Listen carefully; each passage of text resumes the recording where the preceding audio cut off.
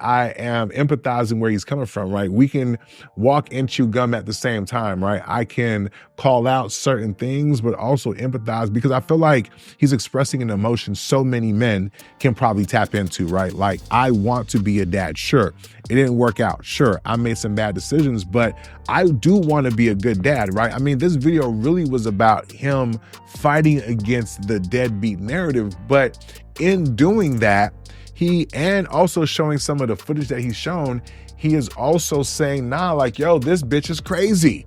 You know what I'm saying? Like, look at the shit that I'm dealing with. No, I'm not a deadbeat. You know what I mean? Like, I'm trying to do the best that I can. I'm not trying to put my hands on her, right? And there was some parts in here, I don't want to play the whole thing, but there was a couple of parts in here that really is like, wow, like, that's crazy. But again, it's not in context, right? He is showing us what he wants to show us. And I do think that it is partly PR. I do think it is partly clout. I mean, I don't know when the next season of whatever's popping off, but I mean, I felt like there's so much that we can glean from this, and I'll get to that. But let's watch a few more minutes of it, then we'll talk about that. And then we'll get up out of here. And hurting themselves, and it just not being a fit to raise, you know, 2 children in a co-parenting setup. And I found my house, and I'm gonna be all the way blunt and straight up with it. You know what I'm saying? Like, I got this house because of my kids. I got this house for my kids.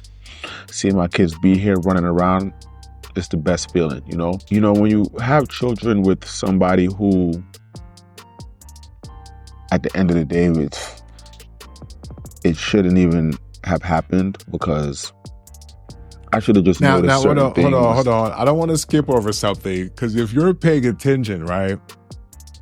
So he was in an apartment when he first got the kids, and he made a point to mention how he got that house for his kids, to see his kids running around, right? I can only imagine how many men out there feel like they have to upgrade their surroundings and whatnot in order to make sure it's adequate for their children. You get what I'm saying? So I think all of us can resonate with that. Now, I kind of also feel like, I mean, you have this big ass house, right? I don't know what his pockets is looking like, right? But I do believe that there's conversations in regards to him wanting to reduce child support. Again, I don't know. But I will say, though, that yes, it is important for men to try to elevate their surroundings to make it more accommodative, if that's the right word, for kids. But you also don't want to overdo it either, especially if you don't have the means, right? I mean, I do think the one thing that men have to be mindful of is that, you know, part of being a provider or a leader or whatever is being able to navigate with what you have and then being able to add to that, right? So sometimes when we try to pretend to, you know, be doing something, it may not be the best thing because, you know, at the heart of it, it's not the most responsible because you still got bills, you still got financial responsibility. So I didn't want to miss that part because, again, I think these are things that men and people can just be mindful of, because what he's going through, yes, it's extreme, it's social media, it's Erica Mena, it's love and hip hop. There's a lot of men who end up procreating with women that the co-parenting part becomes very difficult. In some cases, is because, you know, there's some avoidance on one side or some anger, you know, management issues on the other side. But this is what real people go through, right? So again, I do applaud Safaree for just speaking his truth and kind of putting it out there, because I think most men would not. So many men are dealing with it in silence, and clearly, you know, he's emotional about it, right? So let's continue to watch. When it came to parenting, you know, when you're with someone for 3 years and they have a child, and you probably saw the child 3 to 4 times because the child was put off to go live with somebody else. And, you know, you kind of look past it when you don't have kids or you're not thinking about that. I never even was like, yo,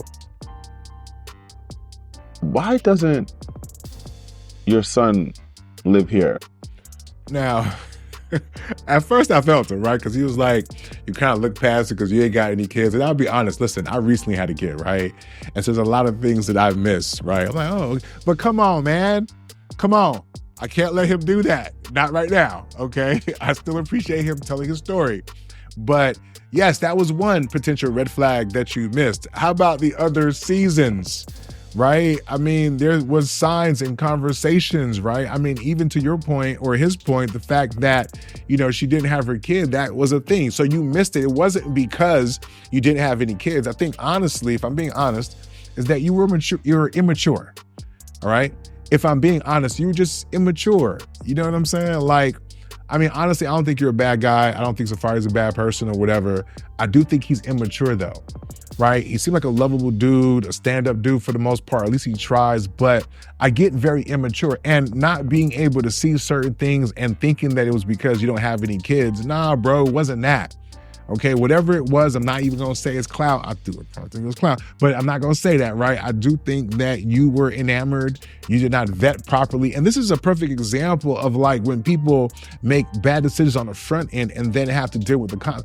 We're not gonna get to that just yet. I'm so sorry. But he said that. He's like, yo, you know, I should have noticed, because what he's basically doing is laying the case for, hey, she was a bad mother over here. And, you know, I should have noticed that, right? Of course he should have, but now he's dealing with some of the similar behavior. You know what I mean? So, I mean, I'm gonna let this play for a little bit, man, but I kind of feel like y'all get the point of what's going on here, right? And then we'll kind of wrap this shit up, which also leads to the ultimate point that I want to make. And then when you finally get to have a conversation with the son and find out why, it's crazy. You know, imagine speaking to a child who's of age and knows what's going on. He's 16 years old, and he says, if I ever had to live with my mother, I would kill myself. I would make that up, you know? And it sucks that I gotta like really just run this down because of this smear campaign and somebody who gets such a high on just talking about me and picking and choosing what kids you want to, you know, have in the forefront and get whatever extra attention you get off of it.